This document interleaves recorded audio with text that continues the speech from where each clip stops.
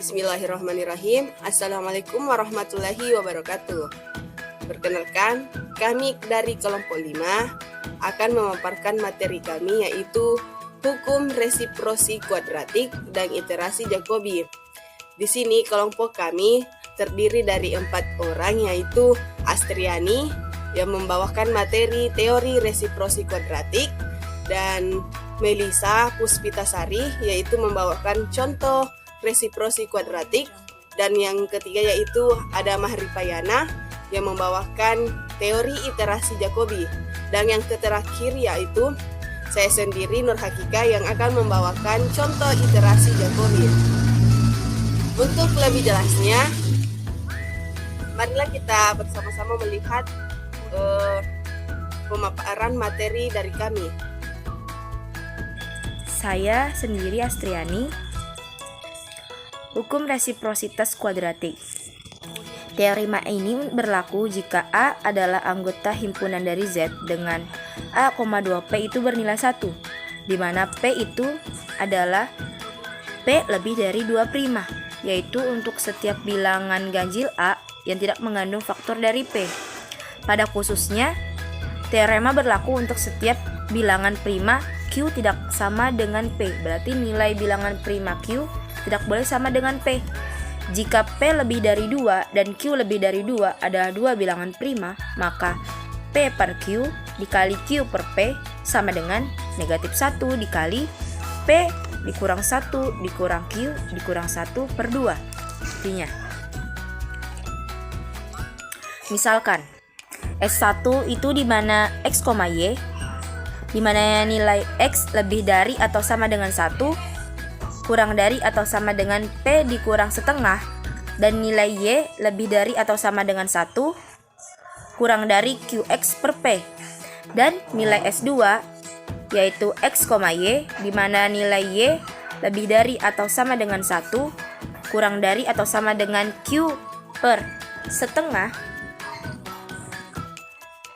dan nilai X lebih dari atau sama dengan 1, kurang dari PY per Q. Perhatikan himpunan sebanyak P dikurang setengah dikali Q dikurang setengah. Misalkan T sama dengan U, V, di mana nilai U lebih dari atau sama dengan 1, kurang dari atau sama dengan P dikurang setengah, dan juga nilai V itu lebih dari atau sama dengan P dikurang setengah, kurang dari atau sama dengan Q dikurang setengah. Misalkan U, V itu adalah anggota himpunan dari T. Satu kemungkinan V kurang dari QU per P akan mengakibatkan U, V itu adalah anggota himpunan dari S1. Kemungkinan lain V lebih dari QU per P berakibat U kurang dari PV per Q, sehingga PV per Q sehingga U, V adalah anggota himpunan dari S2. Kemungkinan V sama dengan QU per P mustahil, karena ini berarti P per U adalah 0 adalah berhimpunan dari T. Satu kemungkinan V kurang dari QU per P akan mengakibatkan U, V itu adalah anggota himpunan dari S1. Kemungkinan lain V lebih dari QU per P berakibat U kurang dari PV per Q, sehingga PV per Q sehingga U, V adalah anggota himpunan dari S2. Kemungkinan V sama dengan QU per P mustahil, karena ini berarti P per U adalah 0 adalah berarti nilai U lebih dari atau sama dengan 0,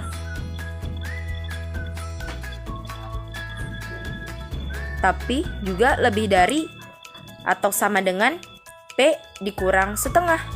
Ini membuktikan bahwa jika U, V adalah anggota himpunan T, maka U, V itu adalah anggota himpunan S1 atau U, V adalah anggota himpunan S2, yaitu T dikali S1 dikali U dikali S2.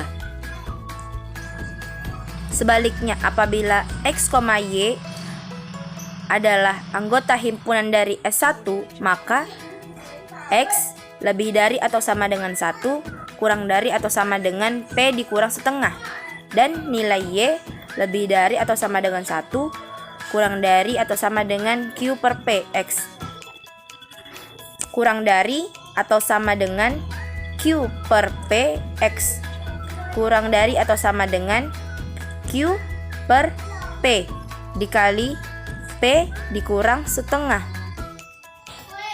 sama dengan P dikurang 1 per P dikali Q per P kurang dari Q per 2. Karena Y bilangan bulat sedangkan Q ganjil, ketidaksamaan Y lebih dari atau sama dengan 1 kurang dari atau sama dengan Q per 2 yang diperoleh di atas akan ekuivalen dengan ketidaksamaan Y lebih dari atau sama dengan 1 lebih dari atau sama dengan 1 kurang dari atau sama dengan Q dikurang 1 per 2. Terbukti apabila X, Y adalah anggota himpunan S1, maka X, Y adalah anggota himpunan T. Dengan cara yang analog bisa dibuktikan bahwa jika X, Y adalah anggota himpunan S2, maka X, Y juga adalah anggota himpunan T. Ini membuktikan bahwa S1 dikali U dikali S2 dikali T, sehingga terbukti T sama dengan S1 dikali U dikali S2, sehingga terbukti T sama dengan S1 dikali U dikali S2.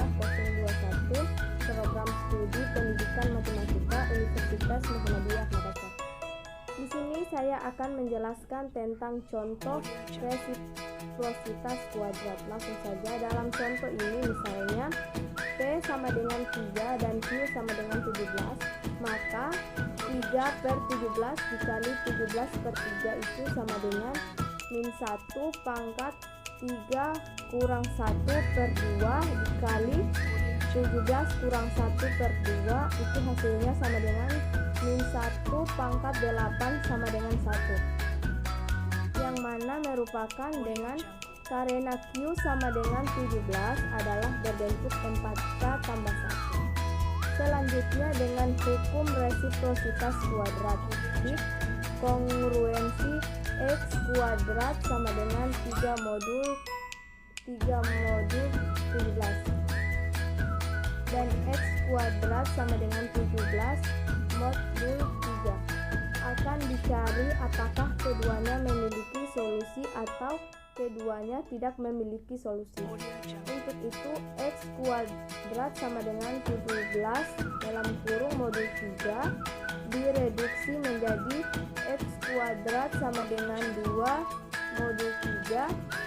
Kongruensi X kuadrat sama dengan 2 modul 3 tidak memiliki solusi karena 1 kuadrat dikurang 2 itu sama dengan 1 kurang 2 sama dengan min 1, dan 2 kuadrat dikurang 2 itu sama dengan 4 kurang 2 sama dengan 2, tidak habis dibagi 3. Jadi kedua kongruensi tidak memiliki solusi, sehingga 3 per 17 sama dengan min 1 dan 17 per 3 itu sama dengan min 1.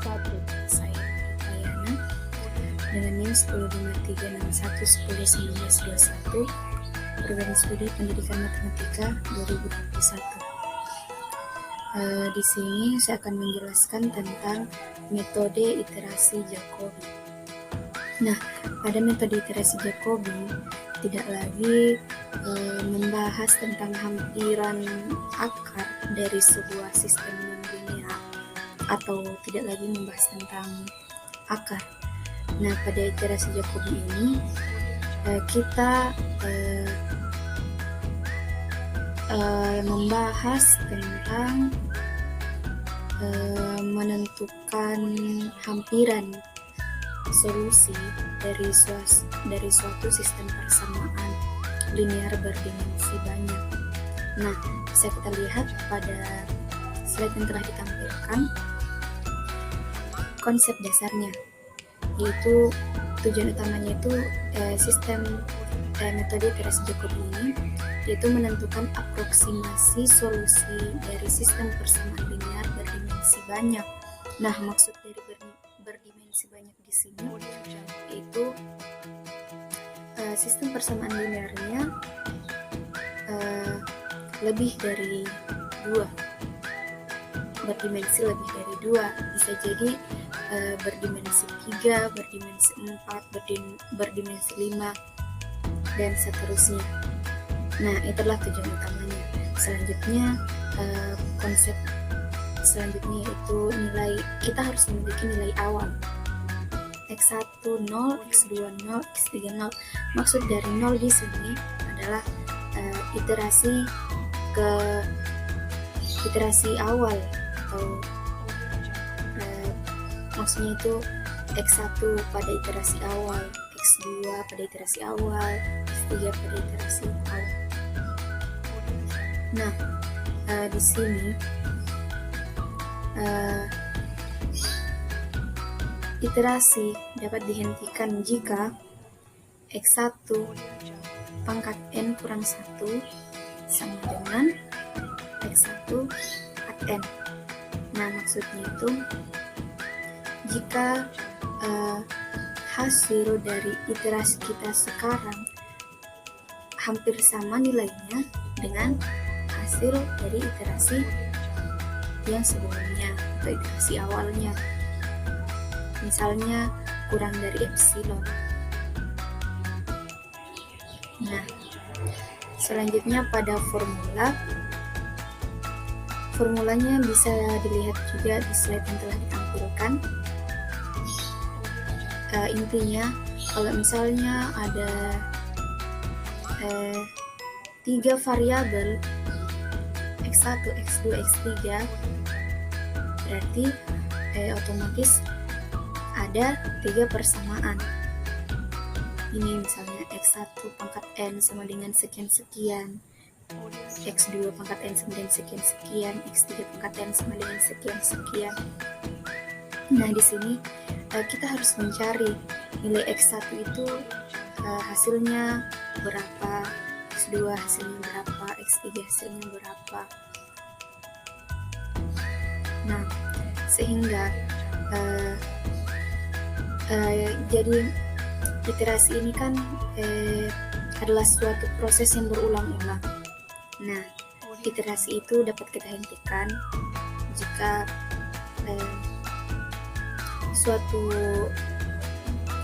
permasalahan yang telah diberikan seperti nilai epsilon yang telah diberikan itu kita telah mendapatkan hasil yang sama atau yang hampir sama dengan nilai epsilon tersebut. Nah, baik, untuk lebih jelasnya kita bisa lanjut pada pembahasan contoh soalnya oleh pemateri selanjutnya. Sekian. Bismillahirrahmanirrahim. Perkenalkan, nama saya Nur Hakika. Di sini saya akan membahas tentang contoh soal dari iterasi Jacobi. Dengan soal, tentukan solusi sistem persamaan linear dari 3 persamaan linear berikut, yaitu persamaan pertama 4x kurang y tambah z sama dengan 7, persamaan kedua 4x kurang 8y tambah z sama dengan min 21, dan persamaan ketiga yaitu min 2x tambah y tambah 5z sama dengan 1.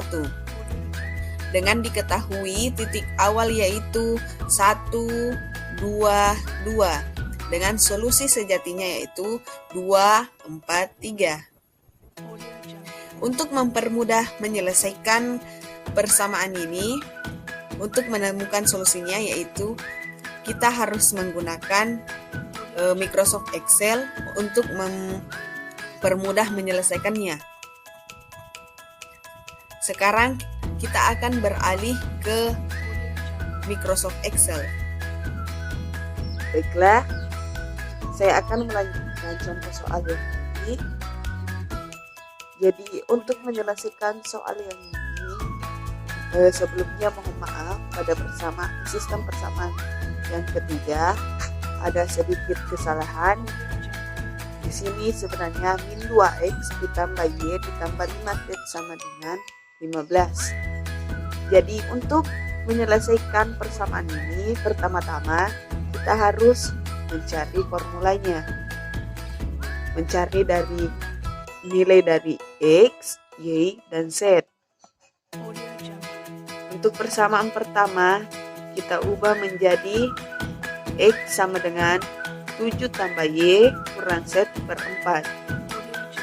Persamaan kedua, y sama dengan min 21 kurang 4x kurang z per min 8. Z sama dengan 15 tambah 2x kurang y per 5.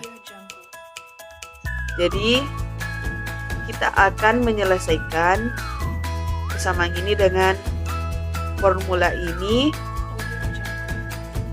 Lalu formula ini kita akan masukkan ke kolom yang ini. Untuk iterasi awalnya diketahui, iterasi awal yaitu 1, 2, 2. Selanjutnya untuk mengetahui iterasi pertama, kita masukkan rumus formula. Untuk mengetahui nilai x sama dengan 7 ditambah y dikurang z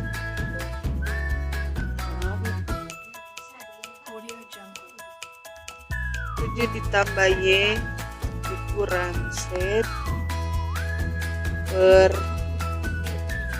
4. Selanjutnya mencari nilai y. Min 21 dikurang 4 dikali x dikurang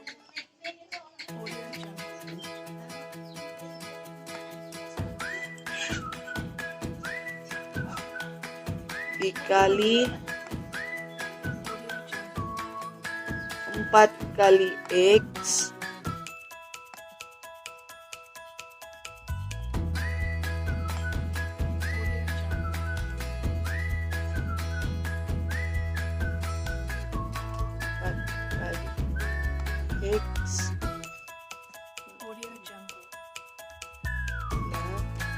min 21 dikurang 4 kali x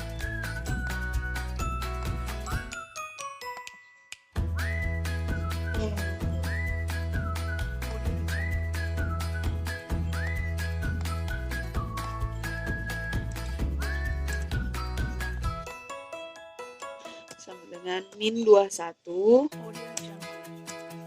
sama dengan min 21 dikurang 4 kali x dikurang z per min 8.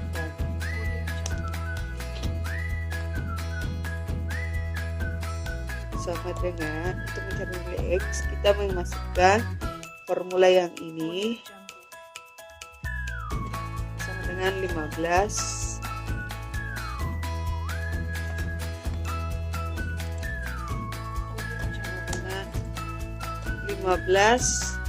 ditambah 2 kali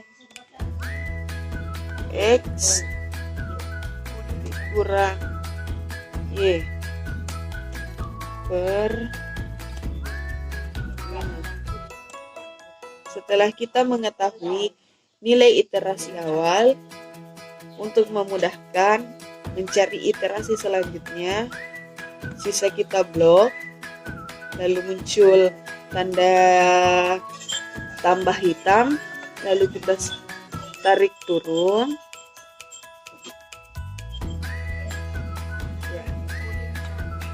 Jadi iterasi selesai jika salah satu dari iterasi ini menemukan solusi sejatinya. Jadi mari kita lihat iterasi keberapakah yang sudah mendapatkan nilai sejati dari 2, 4, dan 3. Di sini iterasi ke-14.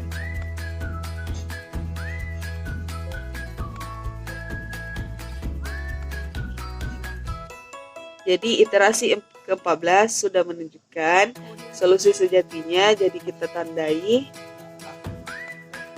Merah.